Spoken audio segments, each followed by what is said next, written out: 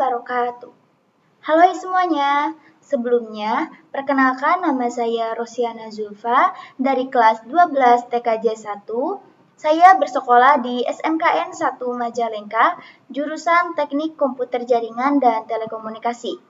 Jadi di video kali ini saya ditugaskan oleh Bapak Abdurrahul Kudus SPD SST selaku Kepala Konsentrasi Keahlian Teknik Komputer Jaringan untuk mempresentasikan hasil laporan praktik kerja lapangan saya yang berjudul mengukur massal melalui web e-booster menggunakan Global Protect.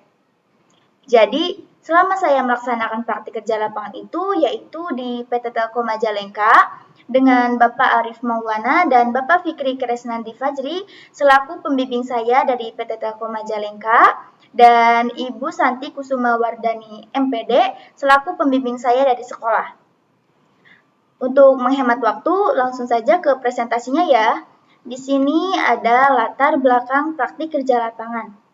Praktik kerja lapangan ini merupakan bentuk penyelenggaraan pendidikan dan pelatihan kejuruan yang diikuti oleh siswa-siswi terutama SMK untuk bekerja langsung di dunia usaha atau dunia industri. Kegiatan PKL ini juga sangat diharapkan untuk bisa meningkatkan dan mengembangkan kemampuan yang dimiliki oleh siswa. Nah, jadi kegiatan PKL ini bisa menjadi tolak ukur untuk menilai sejauh mana siswa bisa memahami dan mempraktikkan materi dari sekolah. Terus juga pelaksanaan praktik kerja lapangan ini bisa menjadi sarana untuk mengenal dunia industri agar siswa itu bisa mempersiapkan dirinya untuk berkompetisi ketika sudah lulus nanti. Terus juga siswa bisa mempersiapkan dirinya jadi lebih baik lagi terutama dari segi kemampuan, pemahaman, pengalaman, dan ilmu pengetahuan yang dimilikinya. Nah, jadi dengan adanya praktik kerja lapangan ini, siswa jadi mempunyai bekal untuk menghadapi dunia kerja. Tidak hanya itu, praktik kerja lapangan ini sangat penting terutama untuk siswa SMK karena bisa mendapatkan wawasan dan ilmu pengetahuan baru. Jadi nih, untuk siswa SMK harus bisa memanfaatkan semaksimal mungkin untuk memahami apa itu dunia industri. Selanjutnya ada tujuan praktik kerja lapangan. Di sini yang pertama yaitu menumbuhkan rasa percaya diri siswa dan tanggung jawab untuk menghadapi dunia kerja. Yang kedua, melatih siswa agar disiplin dan dapat membaca situasi di tempat kerja yang sebenarnya. Ketiga, memberikan pengalaman kerja langsung untuk siswa agar tidak kaget saat bekerja nanti. Terus juga ada manfaat praktik kerja lapangan. Pasti praktik kerja lapangan ini memiliki beberapa manfaat. Yang pertama, memberikan banyak wawasan dan ilmu pengetahuan tentang dunia kerja yang dilaksanakan. Kedua, praktik kerja lapangan ini bisa membantu siswa untuk meningkatkan kemampuan beradaptasi dengan lingkungan kerja. Yang ketiga, praktik kerja lapangan ini dapat menjadi langkah penting bagi siswa untuk mempersiapkan diri untuk memasuki dunia kerja di masa depan. Selanjutnya ada waktu, lokasi, dan tempat pelaksanaan. Jadi waktu pelaksanaan praktik kerja lapangan ini yaitu selama kurun waktu 5 bulan, terhitung dari tanggal 1 Juli sampai 30 November 2025. Jadi selama 5 bulan ini saya melaksanakan praktik kerja lapangan itu yaitu di PT Telkom Majalengka pada bagian Telkom Akses yang berlokasi di Jalan Kiai Haji Abdul Halim nomor 284 Majalengka Wetan, Kabupaten Majalengka, Kecamatan Majalengka, Jawa Barat dengan kode pos 45411 dan nomor telepon 0233 281 500. Selanjutnya masih waktu lokasi dan di sana ada jadwal kerja yaitu menggunakan sistem 5 hari kerja yaitu hari Senin sampai hari Jumat dengan jam masuk yaitu jam 8, jam istirahat jam 12, dan jam pulang yaitu jam 3. Selanjutnya ada gambaran umum perusahaan. PT Telkom Indonesia ini adalah badan usaha milik negara atau bisa disingkat dengan BUMN yang bergerak di bidang layanan teknologi informasi dan komunikasi serta telekomunikasi digital di Indonesia. Telkom ini memiliki 12 anak perusahaan atau subsidiari yang bergerak di berbagai sektor dan memberikan dampak positif baik untuk investor maupun rakyat Indonesia. salah satu anak perusahaannya itu PT Telkom Akses. Nah, jadi PT Telkom Indonesia ini mengembangkan aplikasi yang berbasis web, yaitu Web e-Booster, yang bertujuan untuk mengakses terjadinya gangguan pada layanan pelanggan. Terus juga Web e-Booster bisa memudahkan teknisi untuk melakukan perbaikan.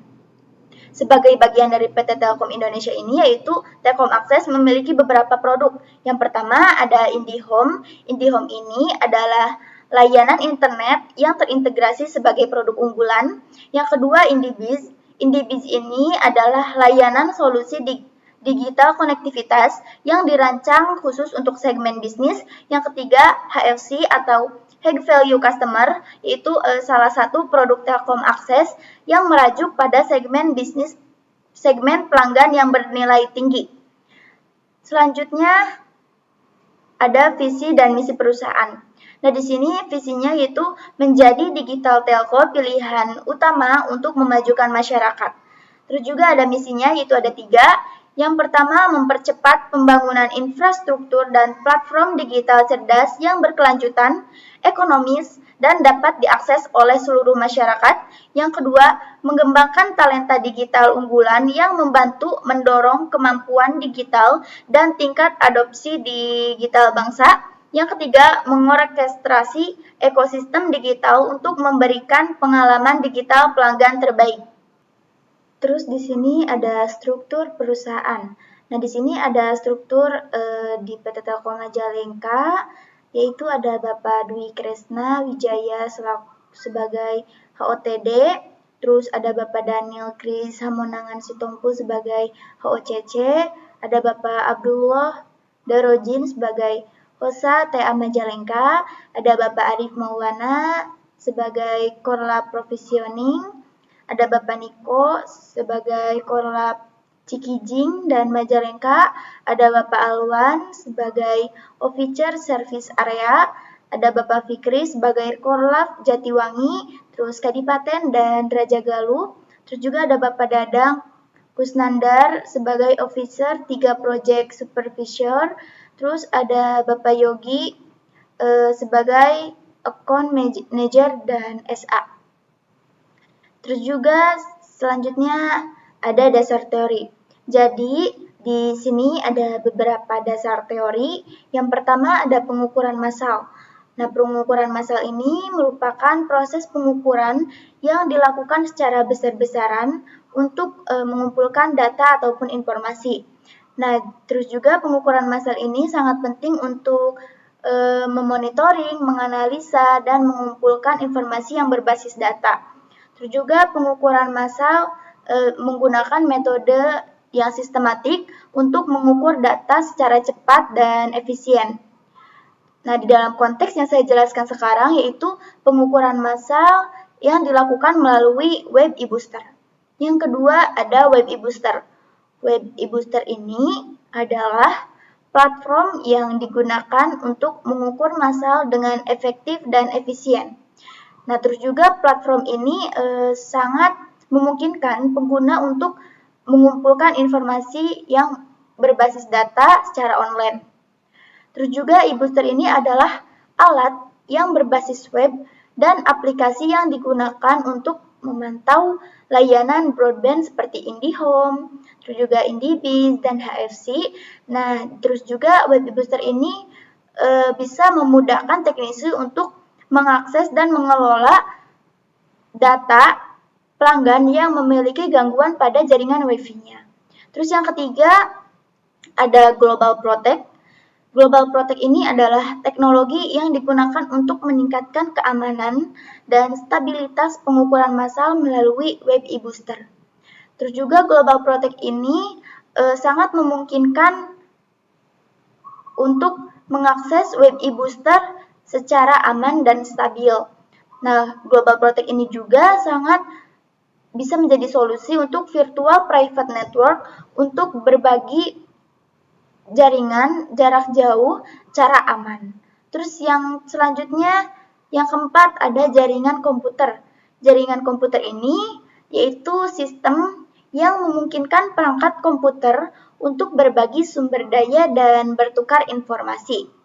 Nah, di dalam konteks yang saya jelaskan sekarang, yaitu jaringan komputer yang memungkinkan untuk mengakses web e-booster dan melakukan pengukuran massal.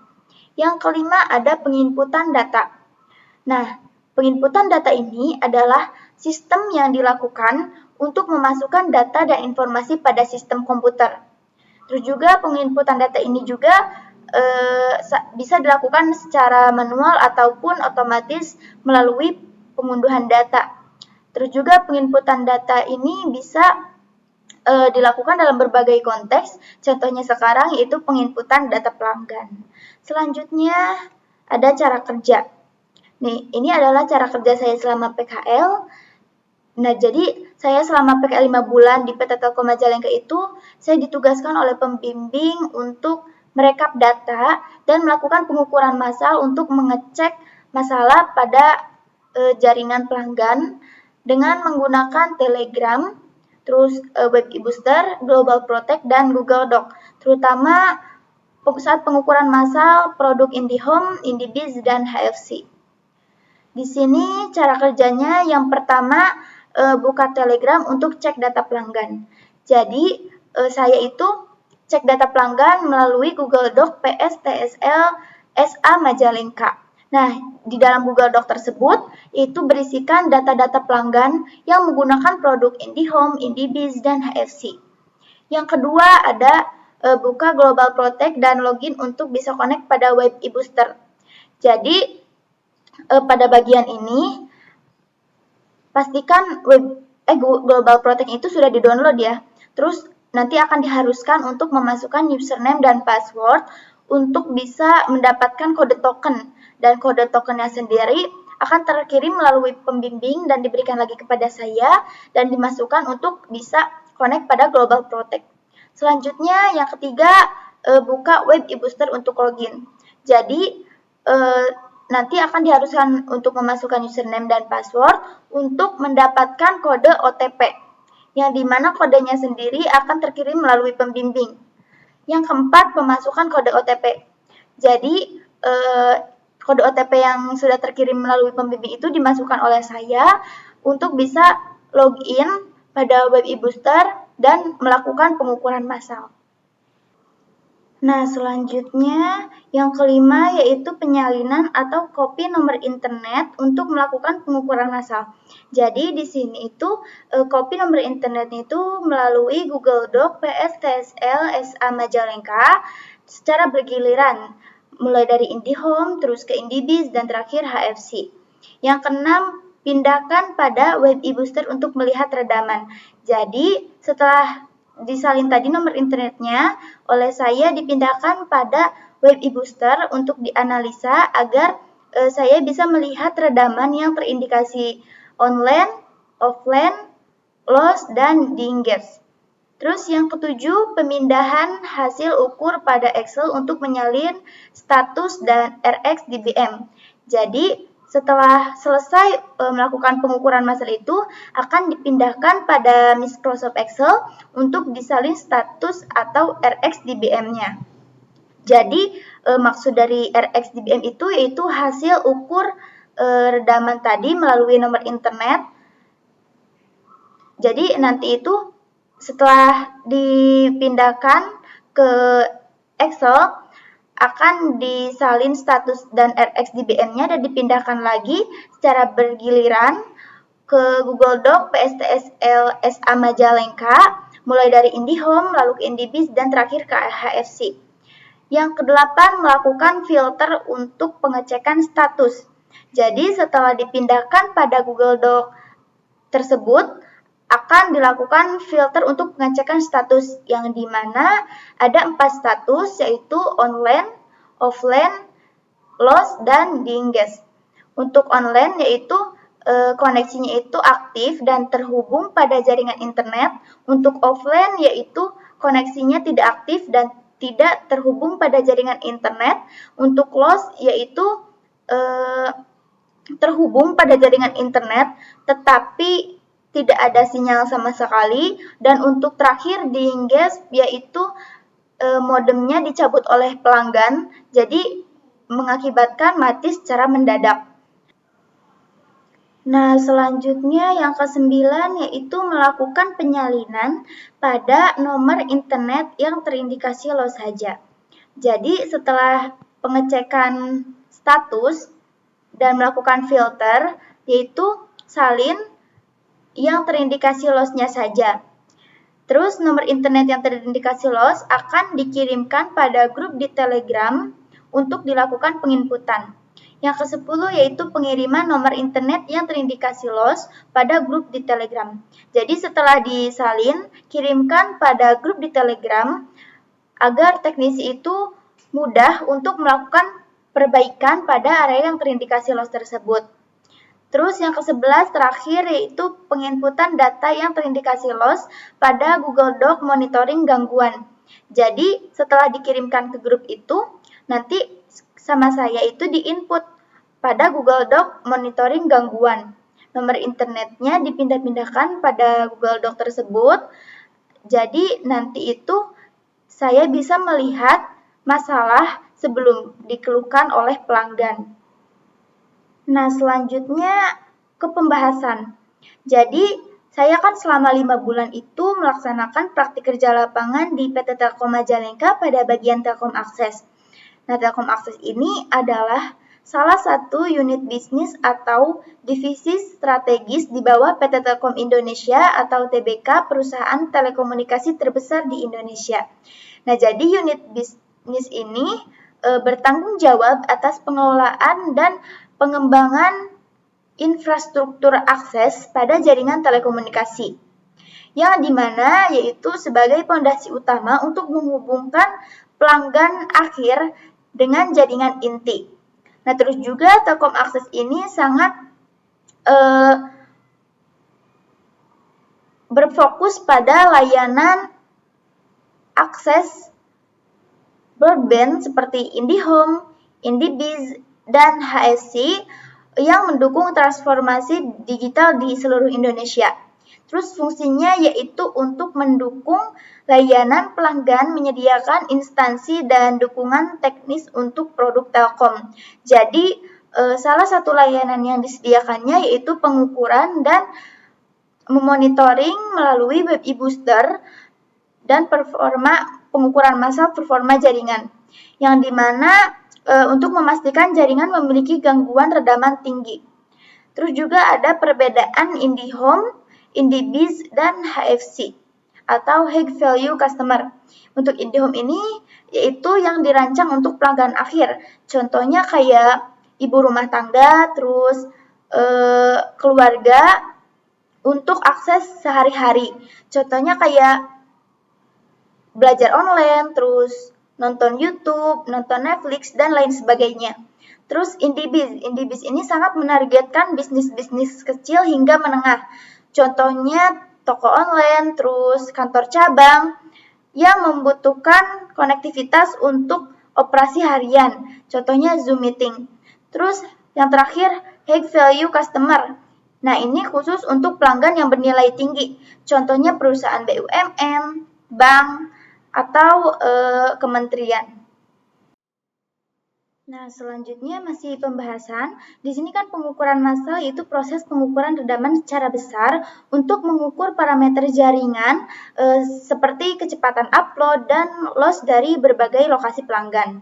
Nah, manfaatnya dari pengukuran massal itu yaitu ada 2. Pengukuran massal itu bisa mengurangi waktu dan biaya dibandingkan pengukuran secara manual. Jadi, kalau misalkan secara online ini, satu sesi itu bisa mencakup seluruh wilayah dalam hitungan menit saja. Yang kedua, bisa mengidentifikasi masalah sebelum dikeluhkan pelanggan. Jadi, seperti penurunan kecepatan yang di area tertentu yang diakibatkan kerusakan kabel. Terus ada alat yang mendukung pengukuran massal. Yang pertama ada e-booster. Nah, e-booster ini kan adalah alat utama Telkom untuk melakukan pengukuran massal. Terus yang kedua Global Protect. Global Protect ini sangat penting untuk melakukan pengukuran massal karena tanpa ada Global Protect tidak akan bisa login pada web booster untuk melakukan pengukuran massal. Selanjutnya, hasil yang dicapai. Jadi hasil yang saya capai yaitu sebuah laporan yang berisikan tentang semua hal yang telah dikerjakan selama praktik kerja lapangan. Terus juga saya banyak mendapatkan pelajaran, pengalaman, dan ilmu pengetahuan baru selama praktik kerja lapangan. Nah, yang terakhir kesimpulan. Nah, dengan selesainya program praktik kerja lapangan ini, saya mendapatkan banyak manfaat. Salah satunya saya dapat mendapatkan wawasan tentang pentingnya keterampilan, komunikasi, dan kerja tim. Terus juga dengan pelaksanaan praktik kerja lapangan ini merupakan sarana untuk meningkatkan keterampilan, kedisiplinan, ketertiban, dan kemampuan problem solving karena hal tersebut ini sangat penting dalam dunia kerja. Terus saya dapat menerapkan teori yang saya pelajari di sekolah agar dapat mempersiapkan diri untuk menghadapi dunia kerja. Sekian presentasi yang bisa saya sampaikan. Saya harap presentasi ini bisa memberikan gambaran tentang pengalaman saya selama praktik kerja lapangan. Terus juga saya berharap presentasi ini bisa bermanfaat untuk kalian semua.